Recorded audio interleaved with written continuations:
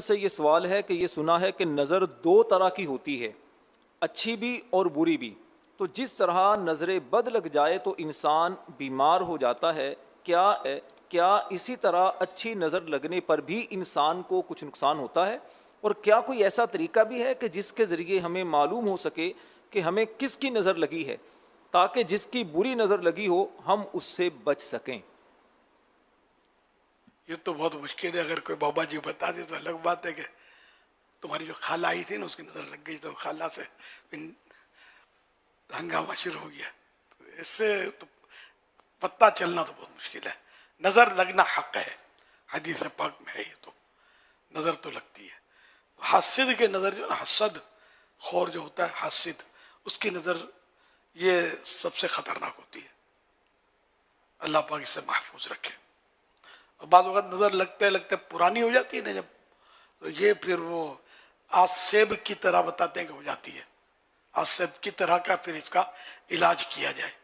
اگرچہ وہ آسیب خود نہیں ہوتا، جن نہیں ہوتا، لیکن یہ کہ وہ آسیب کی طرح کا اس کا علاج کیا جاتا ہے.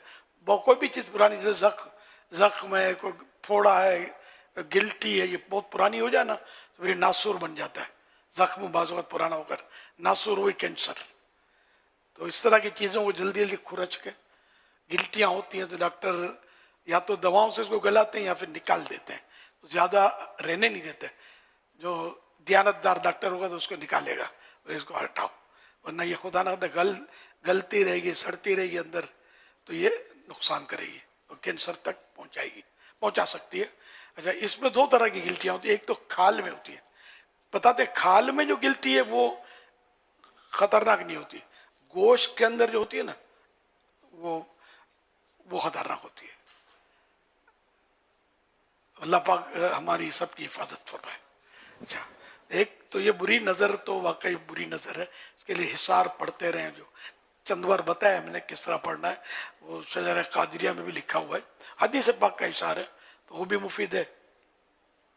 پھر یہ کہ اگر آپ کرنا چاہیں تو روزانہ آئینے کے سامنے، آئینے میں دیکھ 11 بار پڑھنا ہے. ما شاء اللہ، معاف کیجیے، بسم اللہ الرحمن الرحیم، بسم اللہ ما شاء اللہ لا قوت الا باللہ.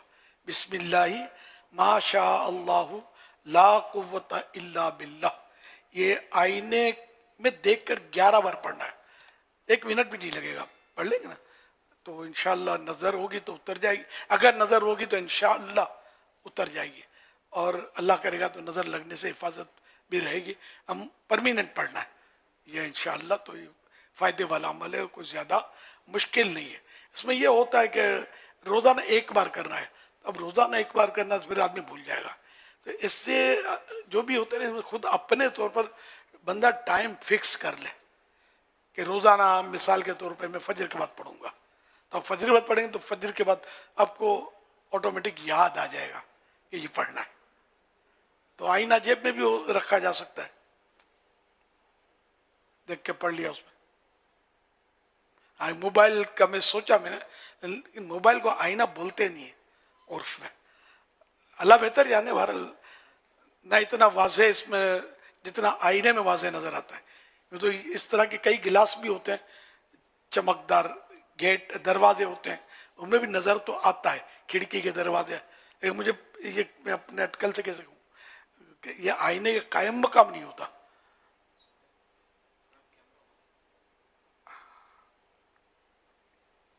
صلو علی الحبیب صلی اللہ علیہ محمد. رہی اچھی نظر، تو اعلیٰ حضرت رحمۃ اللہ علیہ نے لکھا نا کہ حضرت شیخ شہاب الدین سہروردی رحمۃ اللہ علیہ، سہروردیہ سلسلے کے بانی ہیں. تو یہ مینا شریف میں مسجد خیف میں صفوں میں آنا جانا کر رہے تھے.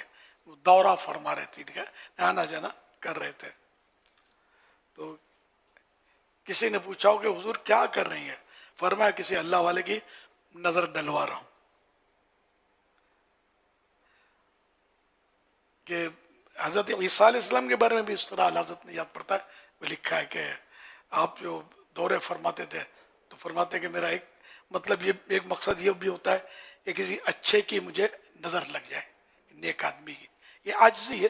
یہ تو خود نیکوں کے سردار عیسیٰ علیہ السلام تو اللہ کے پیارے نبی ہیں بلکہ رسول ہیں.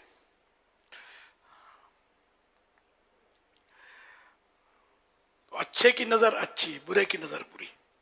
صلو علی الحبیب صلی اللہ علی محمد. تو اچھے کی بھی اچھی نظر اچھی.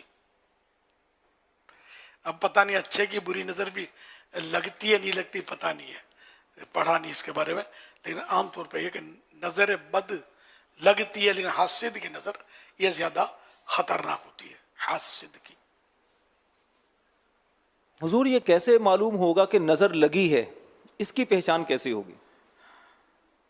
اب یہ تو بابا جی صاحبان جو ہوتے ہیں یہ بتاتے ہیں، عاملین.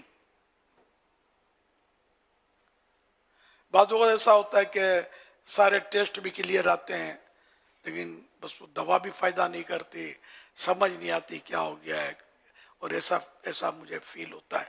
تو بعض اوقات اس میں بھی پیچھے نظر کار فرما ہو تو تعجب نہیں ہے.